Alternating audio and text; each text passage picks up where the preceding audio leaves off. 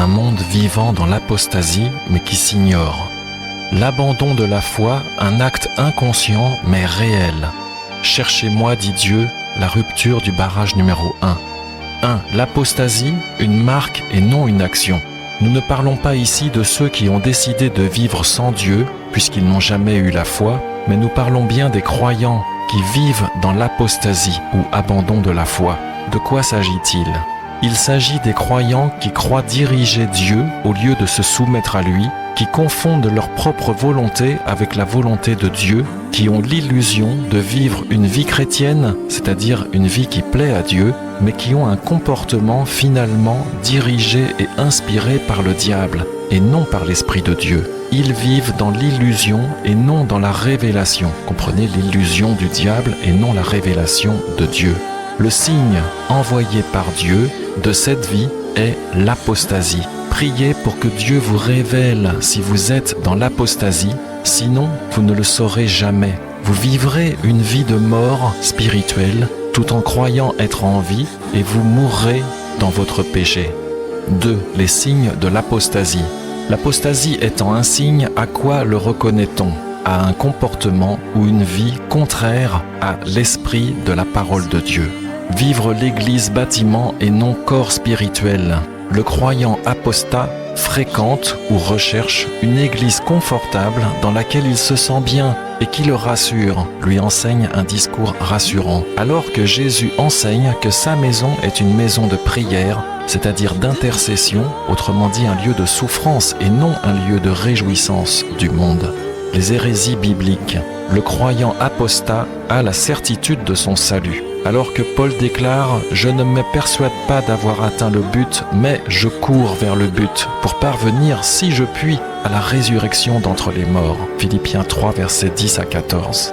L'amour pour cette vie ou l'amour du monde. Le croyant apostat n'est pas pressé de quitter cette vie, ce monde, car il désire y jouir. Il recherche les bien-être et les jouissances, richesses du monde, comme les incroyants.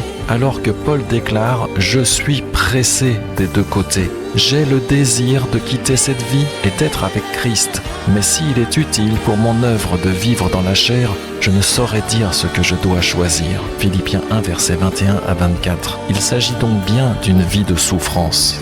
La non-persécution. La Bible déclare « Vous serez rejetés et persécutés par le monde ». Mais le croyant apostat est accueilli par son Église et aimé des hommes. Il a une place dans son Église locale, alors que Jésus a déclaré « Je vais vous préparer une place au ciel, dans mon royaume, car vous n'êtes pas de ce monde, comme je ne suis pas de ce monde.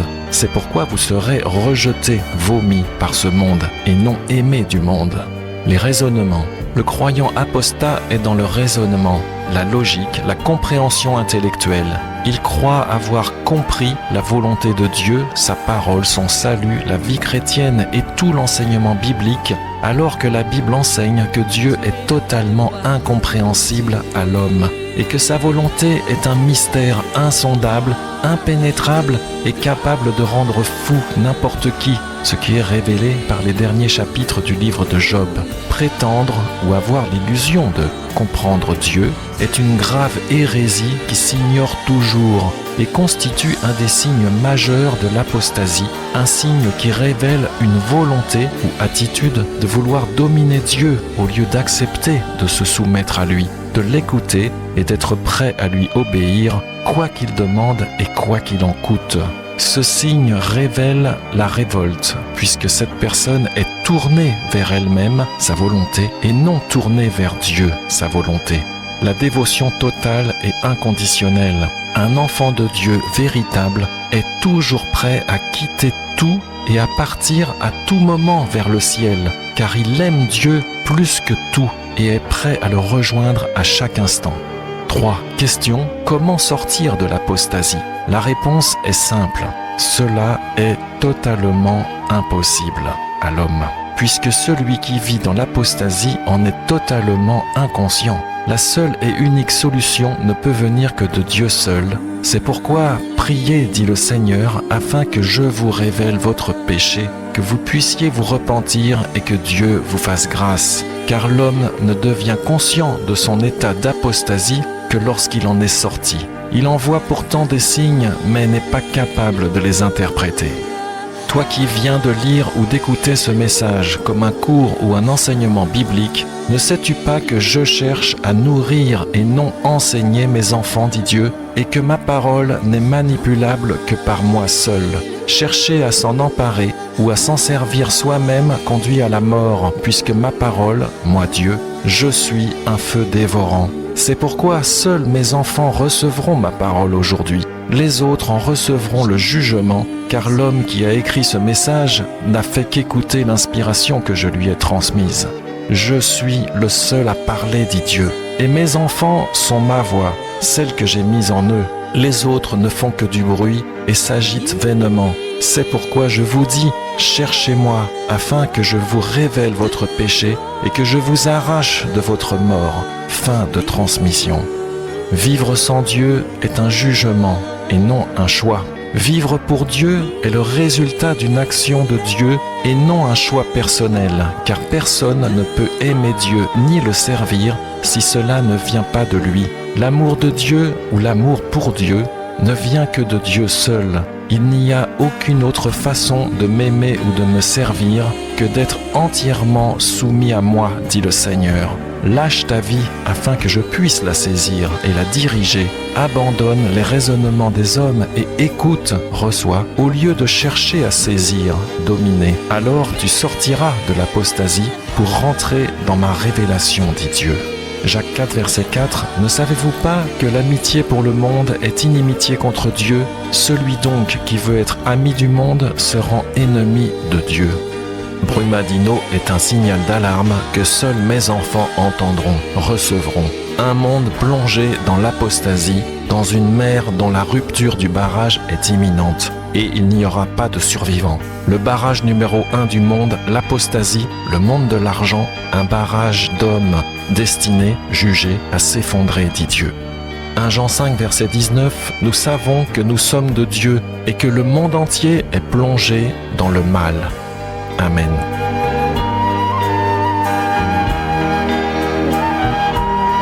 Un monde vivant dans l'apostasie, mais qui s'ignore. L'abandon de la foi, un acte inconscient, mais réel. Cherchez-moi, dit Dieu, la rupture du barrage numéro 1.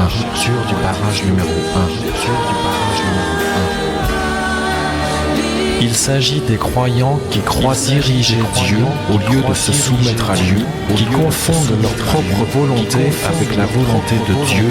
Ils vivent dans l'illusion et non dans la révélation.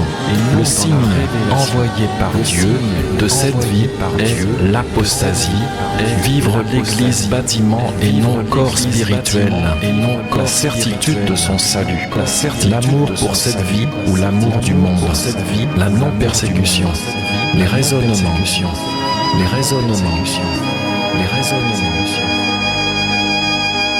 Prétendre ou avoir l'illusion de comprendre Dieu est une grave hérésie qui s'ignore toujours et constitue un des signes majeurs de l'apostasie, un signe qui révèle une volonté, attitude de vouloir dominer Dieu au lieu d'accepter de se soumettre à lui,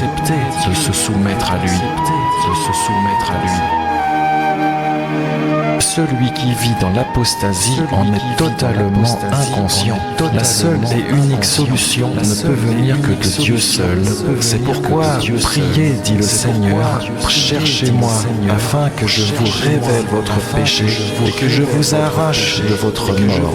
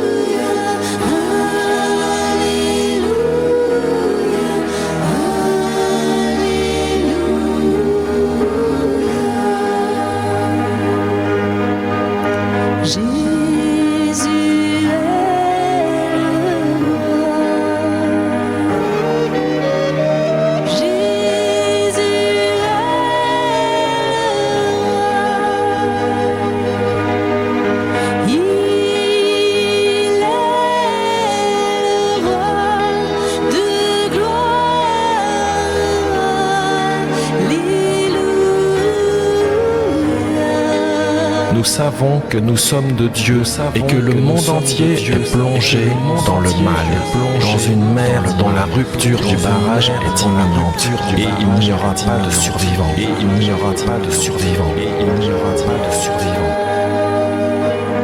Le barrage numéro 1 du monde, l'apostasie, le monde de l'argent, un barrage d'hommes destinés, jugés, à s'effondrer, dit Dieu.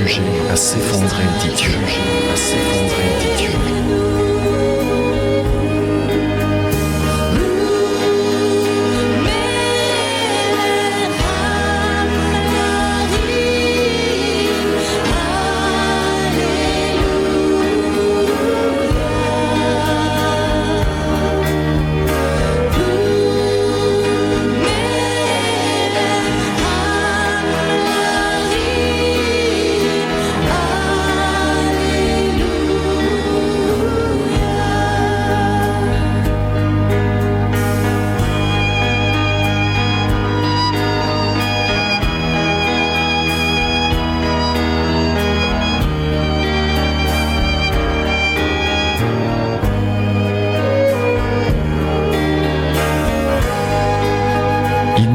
Aucune autre façon de m'aimer ou de me servir que d'être entièrement soumis à moi, dit le Seigneur.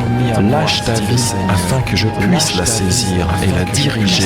Abandonne les raisonnements des hommes et écoute, reçois, au lieu de chercher à saisir, dominer. Alors tu sortiras de l'apostasie pour rentrer dans ma révélation, dit Dieu. Dans ma révélation, dit Dieu. Dans ma révélation, dit Dieu.